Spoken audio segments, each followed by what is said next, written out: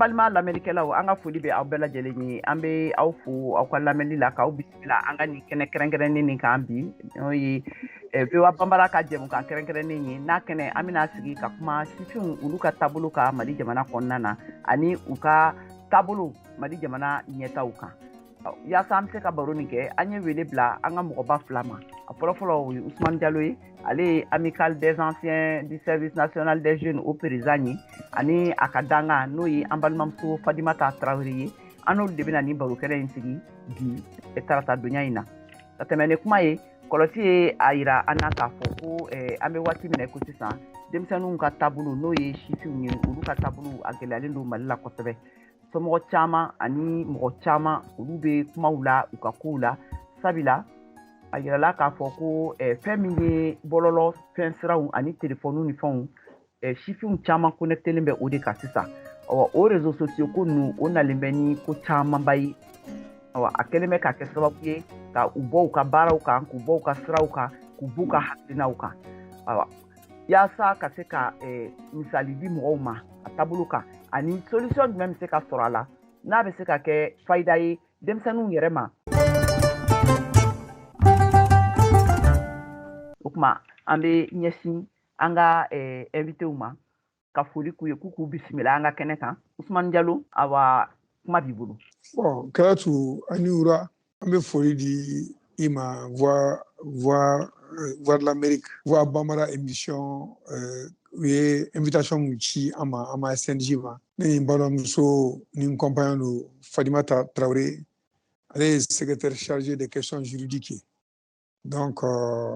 bon n'i ko an ka daminɛ denmisɛnninw ka kuma ye anw fɛn fɛn filɛ nin sisan anw ye lamɔli mun sɔrɔ anw denw m'o lasɔrɔ o de ye ɲininkali gɛlɛn an kan ka ɲini mun na an denw ma se k'o sɔrɔ évolution kɛra kow la mais bi bangebagaw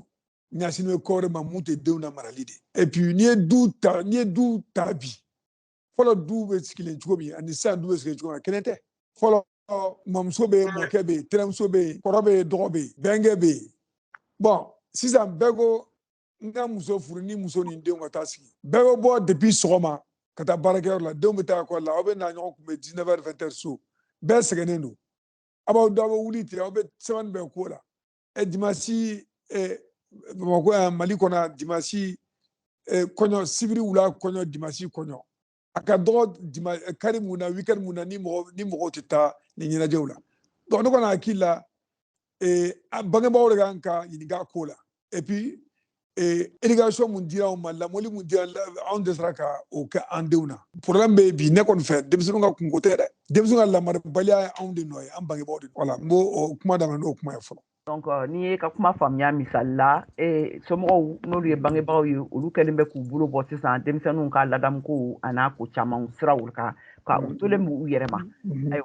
ayiwa ka fara o kan ayiwa an b'an tourner ka ɲɛsin sisan an balimamuso ma Fadimata i bisimila i Tarawele i bisimila an ka kɛnɛ nin kan a diyara an ye kosɛbɛ a y'an ka wele labi ayiwa a ɲininkali kelen e yɛrɛ bolo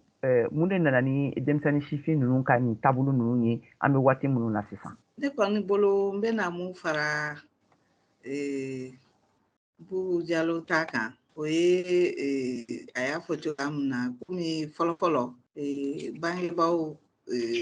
tun bɛ kɛ so kɔnɔ mamuso bɛ mɔkɛ bɛ musow caman tun tɛ taa baarakɛyɔrɔ la bon sisan musow caman bɛ taa baarakɛyɔrɔ la denmisɛnninw ka lamɔ fɔlɔfɔlɔ kɔni a fanba bɛ donc tuma dɔw la ni denmisɛnninw ye tiɲɛniya ko minnu kɛ u to o ɲɛfɔ ka ɲɛ donc ni mɔgɔw bɔra baarakɛyɔrɔ la ka na i b'a sɔrɔ ko dɔw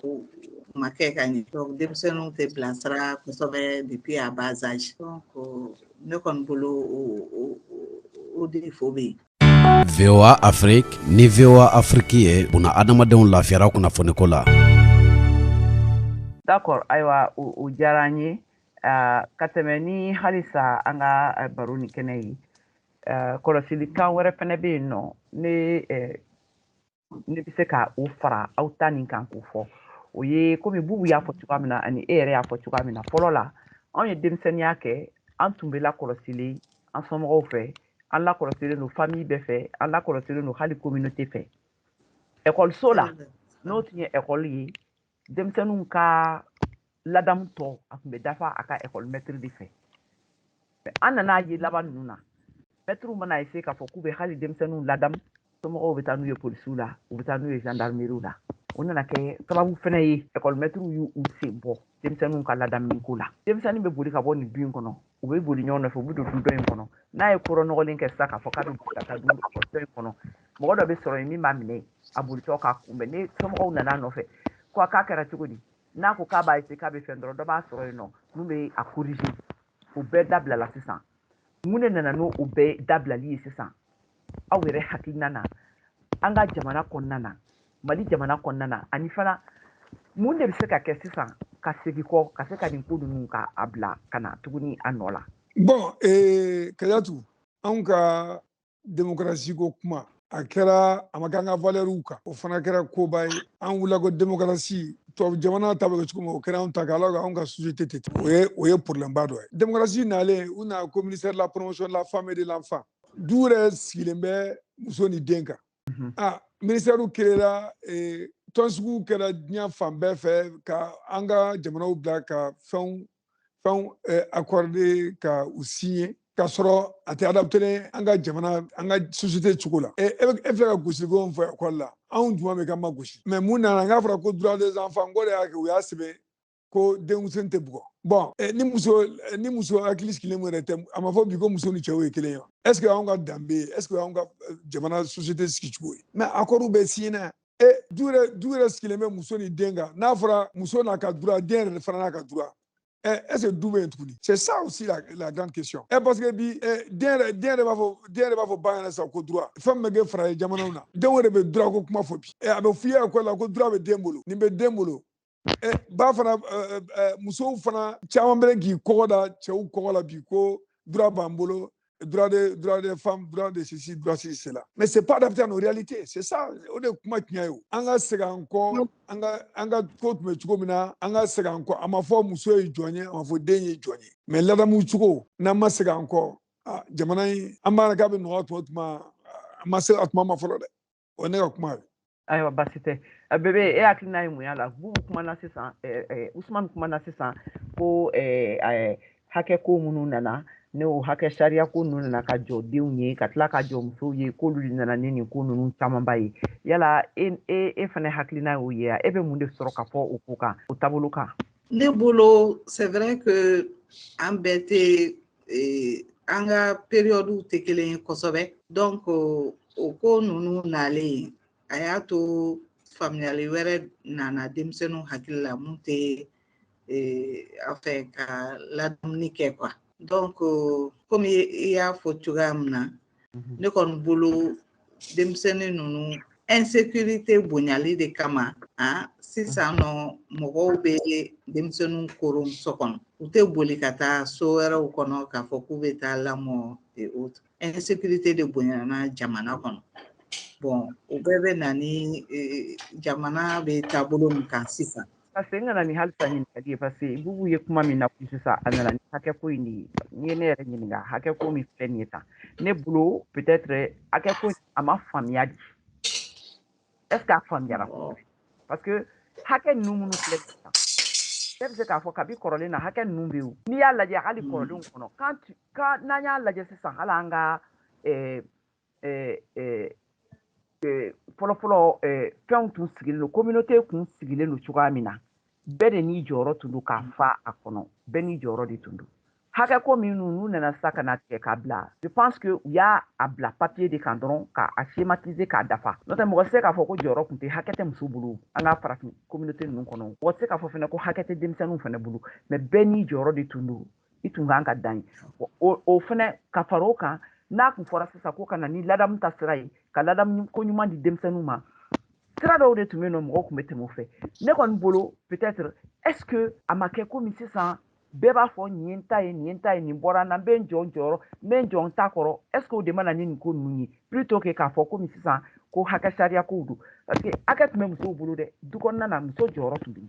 communauté kɔnɔ muso jɔyɔrɔ tun bɛ yen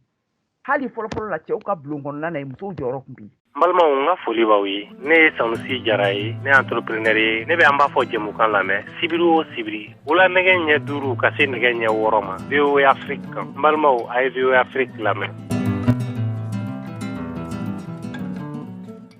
L'abbé Pierre Cantala Kahina, l'abbé Pierre Canté en 82 il m'a enseigné la sociologie. Bon, d'abord moi we have for bini warta. Il faut parler de l'argent bi wari be kiani muna bi dugono la bi du jolbe bi ni fente mun bo no le tenya mo. Il y a l'argent. Bon, l'émancipation de la femme, voilà en tenons en bord d'une terre quoi là. Ama fo mun terre quoi là ça. Avec un développement. Mais bi l'indépendance la femme a fait que muso te son kodo mablé. Au ben il y a l'urbanisation galopante, l'exode rural, bébora tout dans le candidat. Ne me constate de fier, ne me constate de remarquer, ne sans quand on ça, ne 186, 95, même bêta tout dans là. Ni même mogambi, ni sewe ni kaite. Buba konna la ne a jetemina. Bêta tout dans le demsel metemena au tifo. Allez demsel flatmena nangadala. Mais ne va nous te mener où c'est que toi, moi, va votre folie. J'ai remarqué aujourd'hui, ni bébé, comme il était un bébé bien. Fadimata, aka témoin, aka la bi. Il y a 15 ans, 20 ans, elle ménager ou un comportement de biais, c'est qu'elle est. Parce que n'a jeté mon nabi à 20 ans, 30 ans. Non, nous sommes nous deux. Nous travaillons deux nya la gâteau, deux frères nya la gâteau. Bi, en chica paragraphe de téléphone table, carte internet ni fait, il m'ouvre. Bon, le code n'a pas mais encore même mon compte fort bangebaro de ganga jobi bangebaro démissionnaire bangebaro démissionnaire en bebala mo 14 mo te bo insécurité dans la mameo nous devons nous remettre en cause en bangebaro ka deumara sinon on a katu mara double be France ani fladou be France ali sini suga mara kan fu du ko be France de ni be du mara kan fo ni bore ite fra mara kan fo du ko anya chamani Chaman be tissu de toi boudon de l'eau. Mais bini jamana intaji. Hein? Katu kofe mo. Mun me jamana re kofe bini a jetemna re. Est-ce que nous est den chamante malgré que droit bolu chaman bolo be de fin. Chaman be de malgré que mala nga de be jamana ga bida. Non, parce que moi je vois, je n'ai pas moi j'ai plus de 7-8 frères en France. En France et aux États-Unis. An ye lakɔlɔsili kɛ a ko dɔw la yan nɔ komi anw bɛ États-Unis yan ne yɛrɛ ta ka kɛ maliyɛnw ka communauté ɲɛmɔgɔ ye yan an ye lakɔlɔsili kɛ an bɛ u ladɔnniya a la dɔɔni dɔɔni an b'a fɔ faw ni denbaw ɲɛna komi généralement n'i y'a lajɛ mɔgɔ minnu don u siw man kɔrɔ a immigrant u yɛrɛ denmisɛnninw de don u ka kunnu bɛɛ ye denmisɛnninw de ye an kɔni bɛ ladilikan f'u ye u ko bamanankan f'u denw ye so kɔnɔ u kɛra ka da kɔlɔsili ko dɔ de kan dɔw y'u denw ta yan u nana yan nɔ sɛbɛn tɛ sɔrɔ quoi ni sɛbɛn ma sɔrɔ u bɛ bɔ ka taa u bɛ se ka taga jamana kɔ kan k'u bɛ taa bɔ donc u bɛ to yan wagati ka teli n'i tora yan ten i bɛ se ka i yɛrɛ sɔrɔ ten dɔrɔn i b'a ye ten san mugan i tɛ bɔ a kalama san mugan i tɛ bɔ a kalama bon o kɔnɔna na denmisɛnnin minnu bɛ wolo yan olu bɛ kɛ yankaw ye nka u bɛ se ka den ninnu labɔ nka u tɛ den ninnu bila ka taga non seulement u tɛ den ninnu bila ka taa u bɛ to baara fɛnɛ na u tɛ bamanankan fɔ den ye quoi u t'u ka kan fɔ den ye donc den bɛ yankan de mɛn denmisɛnnin dɔw ye siɲɛ kelen kɛ tagali la u banna tagali ma k'u tɛ taa a kɛra u la lagosili ye u ma sɔn o ye aspect fɔlɔ ye aspect filanan ye min ye mɔgɔw bɛ to baara de la yan ma nɔgɔn mɔgɔw bɛ to baara la u bɛ ɲina den ninnu kɔ donc den ninnu bɛ taa don communauté wɛrɛw la u bɛ sɔrɔ ka kɔrɔbaya n'o communauté ninnu ka fɛnw ye quoi e bɛna bɔ a kalama tuma min na k'e bɛ taa yira la o y'a sɔrɔ a kɔgɔra e ta tɛ se ka yira la bilen o sira dɔw kɛra yan nɔ a taara falen olu masaw faga yan o kɛra communautéw la maliyɛn yɛrɛ dɔ den y'a poignardé yan k'a faga a bɛɛ bɛ sɔrɔ o n'a ɲɔgɔnna ninnu de fɛ ale ta kɔfɛ fɛnɛ lagineka dɔ wa m'a dɔn Sierra Leone dɔ ne ye Boubacar Ouedraogo ne place feerela ye ka bɔ hippodrome na Bamako ne ko e bɛ Mali farafinna ani duniya e tun bɛ jɔnjɔn sɔrɔ cogo di i sɔgɔ VOA Afrique la 102 FM Bamako Gao 92.9 FM Tombouctou 90.3 FM Benin ka taa bila Juma la ka taa ɲɛgɛn ɲɛ duuru ka taa bila ɲɛgɛn ɲɛ duuru ani sanga 30 la a bɛ sɔrɔ fɛnɛ Facebook fɛnɛ na VOA Bamara a kana sɔnni ka fɔ aw dɛ nin ye duman den da de ye an bɛɛ b'a la. Mun ye ka langue fɔ denmisɛnninw ye so kɔnɔ o kɔni ça quand il au 70 parce que effectivement nous nana ka bo extérieur là dem sen mun be extérieur nous nana ka bo extérieur là nous t'es en langue mais avec l'air ou insertion avec l'air donc ni mun be extérieur là nous be se ka to ka ou blakana vacances là là ou ni yanka ou be do nyona ou bien nous parents yere bolo ye non nous be se ka to ka ou ka kan funyena aiwa me misalin do dini ko la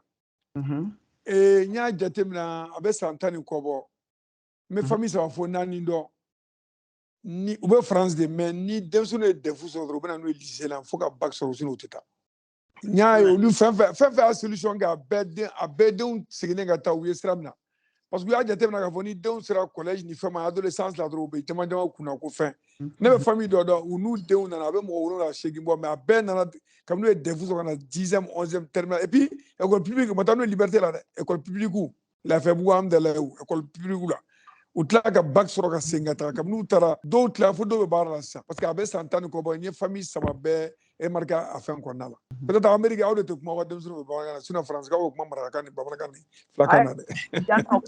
atro sababu ya mun be na yi ni de ko anto para condition de do quoi ani ibulu fika balo imana na tunga ko ni fika balo di donc para nu ko ba gelen ko jugu abe tanta ya no ya barakela jamana badi non so abe barake awde be balo ya ofana mo la balo mo chamana balo ya ma chaman lo ni bawla tungana go voilà bon ni ma barake donc voilà mo be mo kuna dron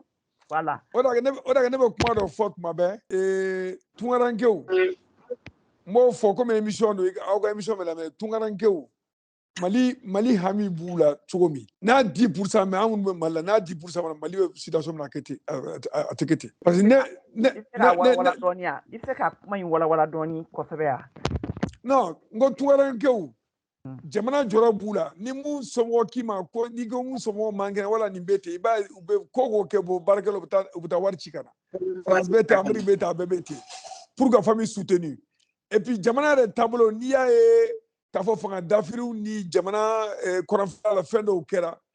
tungaran kew abe munda udsukunga ne bu chamano ne de balma koronto nyombe Amérique ni France ndonu ni nkorako ce qui est sûr moi j'ai fait cette analyse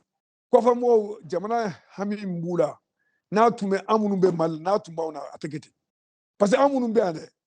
ma chama be baby sigi kuma de ma shita ka barake parce que barake bala de do ka fo mbora ena la mbora ni na hotel sadige y a pas de ce métier mais bi mo beta ko ba université mbora ni na be ba bara uma malila ubena mu voilà ubena ke alors que ni be be ka demba bo be faire boulot ça j'ai fait ce constat parce que je vais à l'extérieur il y a presque 40 ans donc moi be femme France uniforme là donc je sais que les gens sont très soucieux ni manga oula il y a 6 ans on te souffre be fle na frère mo be kanama o be tlewele la ni bete iba duskasi oula netra Congo to manda problème to Mali tel ni faire do ba fagade babo ko koro ya fama no téléphone net ska na je abandu sukasi uba fo ko na budu sukuna te fana ube jamana na fa fana ube fond réaliser yala damna na nga région la kay région la kay région difficulté tout na ta damna parce que santé na ilimane ni kay ni ya tabi mais école so jora docteur so jora siraw dana pon dana misru dana ibe misru do ko ko na la misru on te mako parce que dron ni a jo docteur so fana il y a plus de 30 ans comme 16 ko na lu docteur so jol damna donc tout ça, moun beto on le donne. Ils sont là pour ils sont pris en charge et font boulot, frag ou femme aide médicale uniforme bébé. Mais malidé en réalité malidé moun beto là ou quand faut parce que vraiment ils se soucient beaucoup du pays. Welcome to Mali. Welcome to Africa. Welcome to America. Welcome to Europe. Welcome to Asia.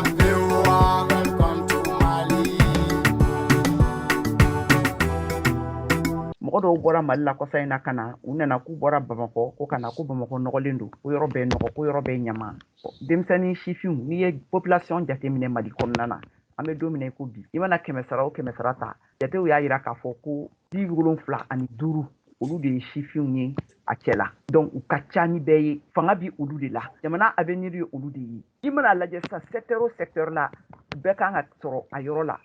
mais u banna baara ma k'u bolo jigi bɛɛ bɛ taa école la ni min bɔra u b'a fɔ ko f'a ka karabati don k'i kan siri fo ka t'i sigi bureau kɔnɔ est ce que o ye jamana jɔ ko ye cadre civilisation des jeunes ye mun fɔ i ka kuma kɔnɔna la a créera a bilala sɛgɛn Musa Traoré institut Musa Traoré ka la loi 1980 loi numéro 83-27 de la ANR Assemblée nationale de la République. La loi votera en 83 un ajustement structurel waati bɛnna donc FMI ni Banque mondiale ko fo dɔ ka bɔ fonctionnaire la Mali ko Mali école fɛn bɔ k'a bɛɛ tɛ se ka ta bilen k'a sara tɛ Mali maintenant concours fɔlɔw daminɛ 83 mais o san na u ma se ka olu bila ka taa sɔrɔsiya la anw ni Fatumata bébé anw de y'a kɛra a galew ye parce que anw ye concours 84 85 u y'anw na don a la parce que à l'époque jamanadenw sigi k'i miiri u ko bon fasoden ɲumanya de don parce que SNJ créera mun kama ka denmisɛnninw ladamu k'u ka parfaire l'éducation u ka éducation physique civique professionnelle parce que hali jamana taabolo ni fɛnw ka drapeau dɔn jamana mun ye jɔnjɔn fɛn bɛɛ mun ye jamana bɛ se ka taa ɲɛ cogo di et puis ni jamana attaquera ni jamana fɛnna komi an filɛ waati min na sisan aw ka wuli aw k'a défend anw ka devise yɛrɛ SNJ yɛrɛ devise de apprendre servir et défendre donc o la faamaw ko o waati la ko musaka ka kɛ anw donnen baara la concours kelen décembre 84 en janvier ala ka ɲinɛ Modibo Keyita ale tun ministre de la fonction publique a papier ta arrêté ta k'a fɔ bɔn k'an kɛra fonctionnaire stagiaire ye ka tila ka papier wɛrɛ ta k'an bila ka taa ministère de la défense ka compte la san 2 n bɛna kumaba de f'i ye bi dɛ mɔgɔw ɲɛ b'an na bi i ɲɛ bɛ ne la i ɲɛ bɛ Fatumata la bébé i ɲɛ b'an na bi an ye mun di jamana ma maa ma ye SNJ kɛ anw ye mun kɛ jamanaden si ma kɛ n m'a fɔ indépendance mɔgɔw dɛ n bɛna a ɲɛ f'i ɲɛna i ka sara i kɛra cadre A i kɛra cadre B i kɛra cadre C o u y'an bɛɛ cɛ k'an fara ɲɔgɔn kan musow ni cɛw taara Kulukoro centre dɔ bɛ yen ka centre dɔ la Kati o ye cɛw ye ka centre bila Segu o ye cɛw ye cɛw ni musow lujuratɔw k'o centre bila Bamakɔ base la aw ka sara 200 kalo o kalo Kulukorokaw ye fo kalo 8 ɲɔgɔn kɛ anw ye kalo 7 ɲɔgɔn kɛ Kati an bɔlen surasiw b'a fɔ prime global d'alimentation PGA surasi kelen ka sara ye tile kɔnɔ a ka ration ye 85 tun y'a tuma donc 85 n'i y'a multiplié par 30 ça fait 12 750 hali an kelen bɛɛ kelen an kelen na k'an boli an kelen ka taa an ka baara ta i ka sara kɛra 5000 5000 5020 an ye san 2 in kɛ n'an bɔlen 200 ka bɔ kan kɔnɔna la ka tila ka taa nin de kɛ donc est-ce qu'il y a faamuya o de y'a kɛ ne b'a fɔ tuma bɛɛ anw ye sacrifice mun kɛ maa si ma kɛ ni bɛɛ bɛ se k'an dafa mun na komi olu tun y'a an ka musow y'a waati an ka musoya m'an bala la parce que u ye référence kɛ fɛn fɛn passera concours la fonction publique concours la cɛ fara muso kan komi Bubu y'a fɔ cogoya min na hali u ma grade considéré parce que n'i ye soldat ye aw bɛɛ de bɛ formation commune de base kɛ donc u ma grade considéré sinon il y avait même des docteurs des ingénieurs catégorie bɛɛ tun b'an na ka taa fo assistant de direction na ani secrétaire olu bɛɛ tun b'an na donc an bɛɛ donna kan kɔnɔ cɛ fara muso kan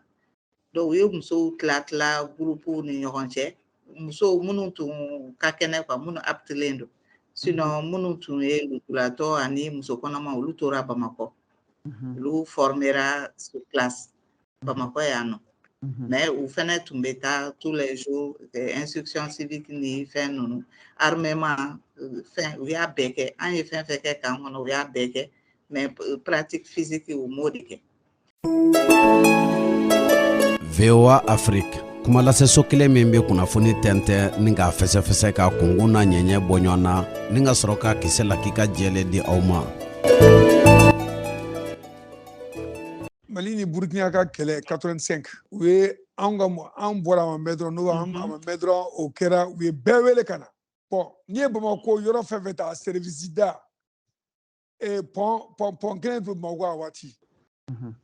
mun kɛra pont Martyr de banku trésor i bɛ yɔrɔ yɔrɔ dɔn balenge ninnu sous station ninnu jikɔrɔ ni ji mara yɔrɔ ji bɔntɔn bɛ yen Kati sira la u ka centre militaire mun bɛ yen i bɛ point névralgique fɛn fɛn na an b'a fɔ sɔrɔsikan na an ka mɔgɔw de tun bɛ k'a bɛɛ garder abe markala pongo abe donc au kelen ni yene disida la jesa nyabe muna ni dira ni bawo ni bebe o de premier conseil moro parce que Mali Burkina kele bani Général Moussa Traoré Samun Daraka 1986 a be décoré forme de médaille commémorative de campagne bandaka cher donc mu utlaka mu getuni brigade de consul ko brigade de production centre nani mu nya fiye ni munu ma ke centre clé na be mo do tata bela ka ofra nyonka kle binanduru ka mo la internet poste ya kwala jikoron sirala NPT bon on fin premier on be brigade gosi de ke kle binanduru brigade gosi abo bo soma na wula 6 ka ta drapeau na ona dumuni ke obta brigade bega brigade ke je diwa bon o brigade ni be jikoron sirala do SNJ fo ko la particulièrement la courbain munun dara nko olu yo birigu tola se ko gosi katla so from ba kono kwa jo no kala SRG direction générale yere Fadimata n'a sɔrɔ kuma laban b'i fɛ ladilikan na ka laseli kɛ kuma b'i bolo ladilikan min bɛ ne bolo ne bɛ fɛ denmisɛnninw sifin ninnu k'a faamuya k'a fɔ faso baara a fanba bɛ olu de bolo anw kɔni anw ye SNJ kɛ pour k'an se retraite ma sisan na an y'a demandé gouvernement fɛ u ka SNJ reprend pour que jeunes ka se ka don u ka se ka former u ka se k'a faamuya faso taabolo ye mun ye parce que an y'a comme Bubu y'a fɔ cogoya min na baarakɛyɔrɔw bɛɛ la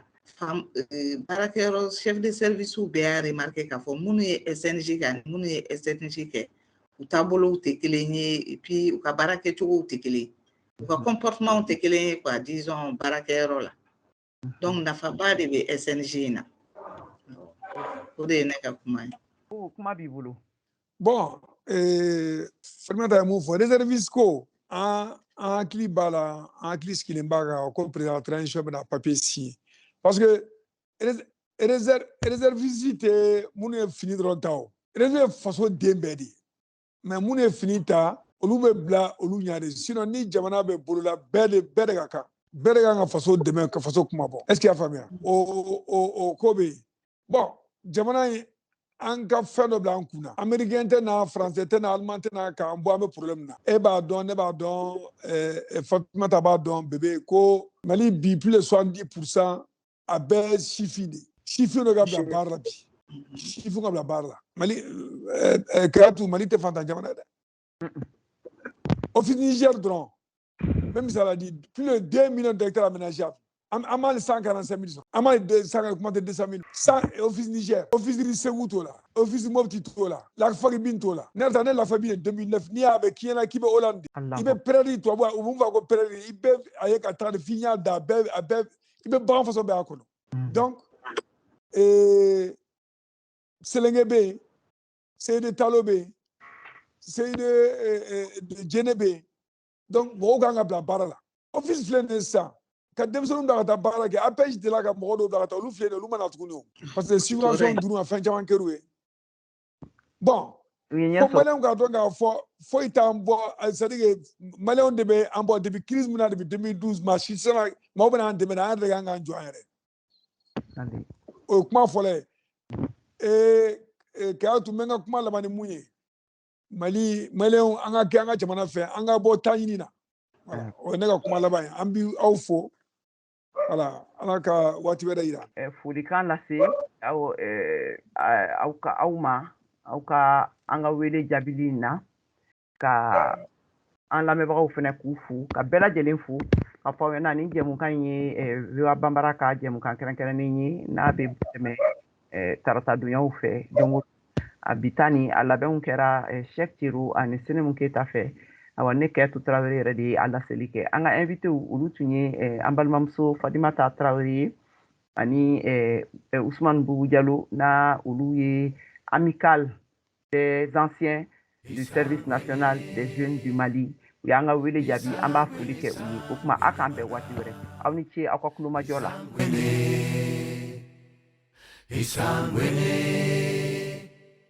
Isanguene mana Isa